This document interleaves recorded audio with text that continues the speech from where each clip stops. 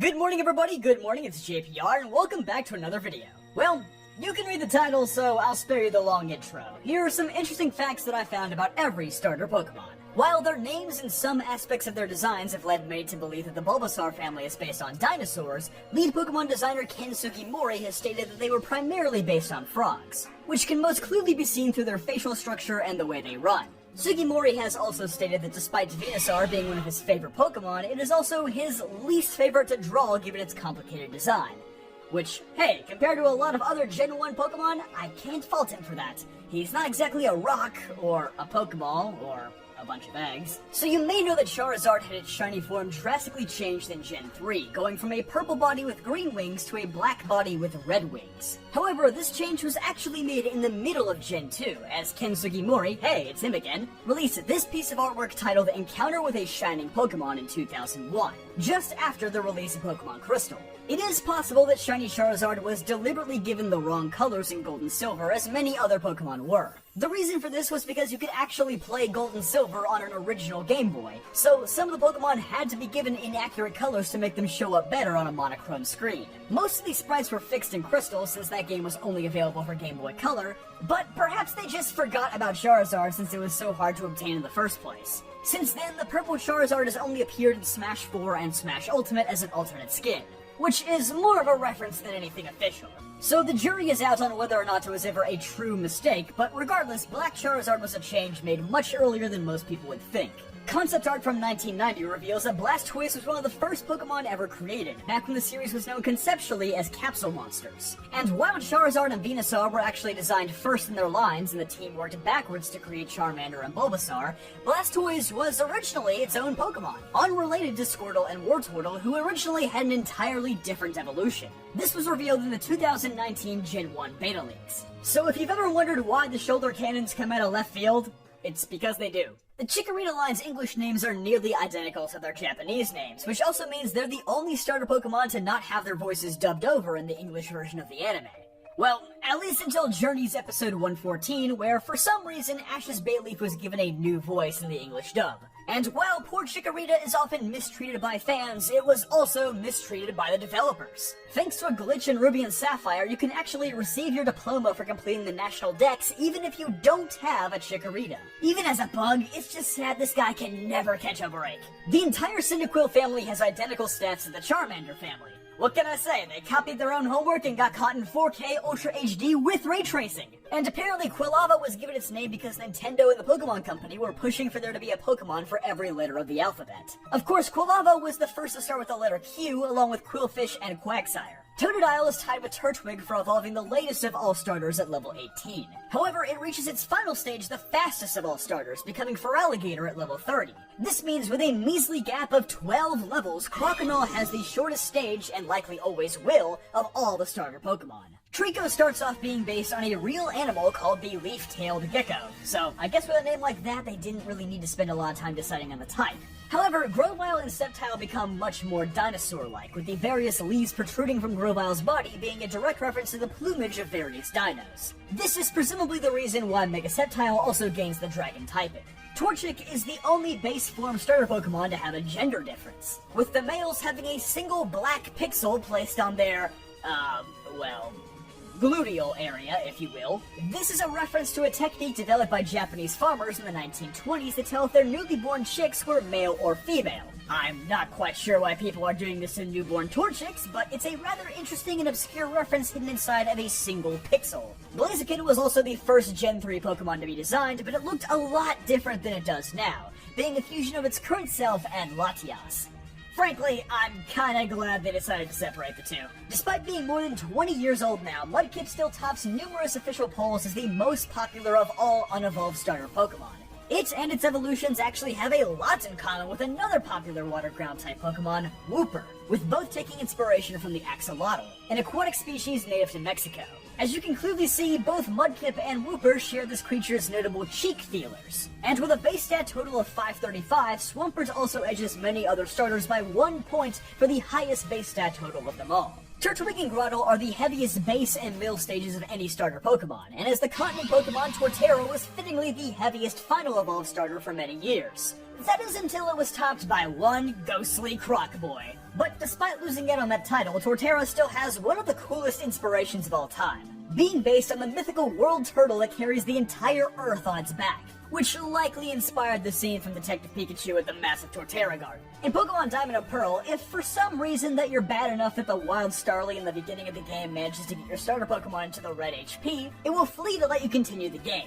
However, due to Chimchar's uniquely lower HP stat, there is a 1.56% chance that the Starly can bypass the red HP bar to KO your Chimchar and freeze your entire game, making you start over. That's 20 minutes of your life you'll never get back. Despite this family mostly being likened to apes and monkeys, they actually share way more similarities with baboons. Notably Chimchar's rear end markings, Monferno's colorful facial features, and Infernape's lack of a gripping tail, or a tail being used like a hand, like Apom.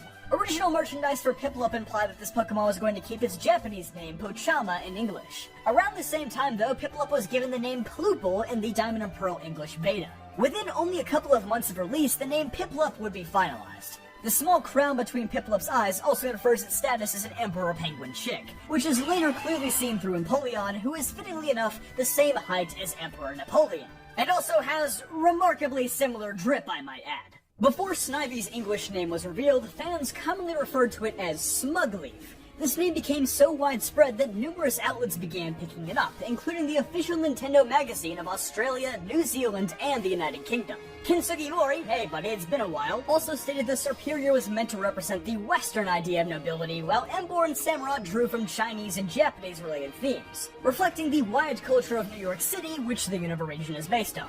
Going back to fan names though, Pignite and Emboar are two that actually came true during Black and White's localization, as fans have been calling them that for many months beforehand. Remember, this was back in the Dark Ages when we had to wait 6 months for translation. Suspiciously, Gen 5 is also when the fan term Shiny Pokemon finally became official, so maybe, just maybe, these two Pokemon were actually named by fans. Oshawott, Duat, and Samurott were the only non-Hisuian Pokemon in Legends Arceus that couldn't be obtained in any previous Gen 8 games. Rowlet and its evolutions could be transferred into Sword and Shield, and obviously every Gen 1 through 4 Pokemon is available in Brilliant Diamond and Shining Pearl. Sugimori also stated that this was the hardest starter evolution line they had to come up with during Gen 5's development. Originally, they only had an idea for an otter Pokemon, while the idea to integrate sea lions and samurai motifs came much later, which may explain why Samurott is so drastically different from Oshawott in appearance. Hey there, if you've made it this far, I'm gonna assume that you're enjoying the video, so it would mean a lot to me if you subscribed real quick. We're getting really close to 200k, and I'd love to hit it sometime soon. Okay, that's it, thanks. Chespin! Okay, I'm gonna be honest, I looked everywhere and I could not find a single interesting fact about this entire evolution line, aside from it being a part of the greater JRPG classes theme that Gen 6 has, so I'm sorry Chespin fans, if you have any, please put them in the comments. But the title of this video does say facts about every starter, so he is 16 inches tall and weighs 19.8 pounds. You're welcome! Fennekin has the lowest base stat total of all starters with 307, but only by 1 point, so it's not like it's horrible or anything. And despite this slow start, Delphox actually ends up having the highest base stat total of the three. It's also the last starter Pokemon to have a base stat total above 530, aside from the Hisuian starters. And while this evolution line is based on foxes, more specifically they're based on the Japanese legend of the Kitsune, a fire-breathing fox that practices witchcraft. They may also be a reference to the practice of witch hunting, where you burn witches at the stake. Jeez, a little dark there, Pokemon. Greninja is the only starter Pokemon to have 2 signature moves at the same point in time, not counting Decidueye, whose signature moves are exclusive to different forms, having Water Shuriken and Mat Block in X and Y. However, Excelgor would later obtain Water Shuriken in the Hoenn remakes, and Throh would obtain Mat Block in Sun and Moon.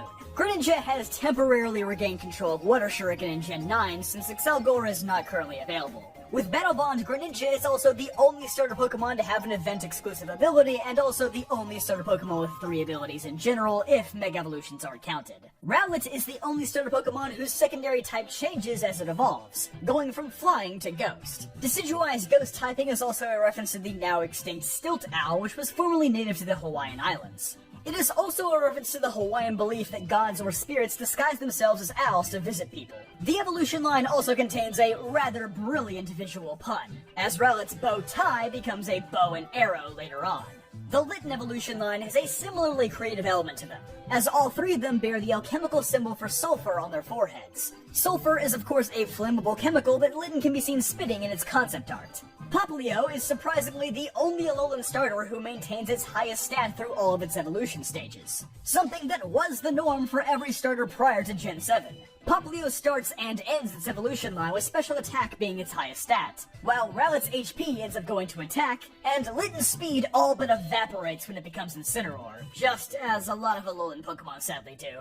Grookey took a whopping 46 episodes before it finally debuted in the anime, which is the world record by a long shot, since most starters all appear in the first couple episodes of their respective series. Basically, it took an entire year after Sword and Shield's release before we actually got to see Grookey in animated form.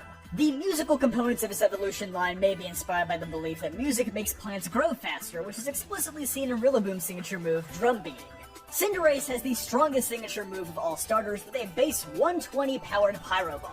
Additionally, Cinderace's hidden ability Libero, allowing it to change types, is a reference to the Libero position in soccer, a more fluid position that allows defenders to freely move between opponents. Maybe this one is common knowledge to most people, but I only watch NASCAR, the greatest sport on God's green earth, so this is news to me. Since all water-type starter Pokemon have the regional dex number of 007, this was likely part of the reasoning behind the James Bond elements of Intellion's design.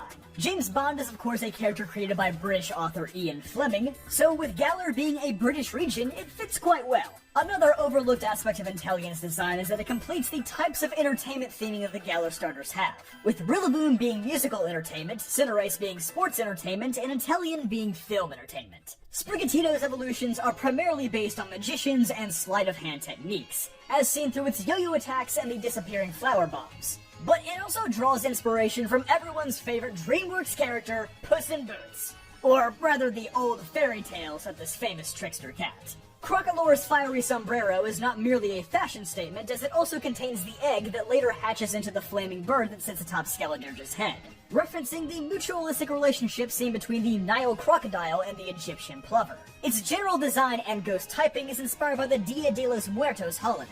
According to Pokemon Scarlet's Pokedex, Quaxley is not originally from Paldea, which makes it the only starter Pokemon to have migrated from another region, discounting his Hisui starters, which were all brought in by Professor Laventon. Maybe a setup for another Legends game in the near future? Probably not, but a guy can dream, right? That's all for me though, be sure to like and subscribe if you enjoyed, and I'll see you guys next time.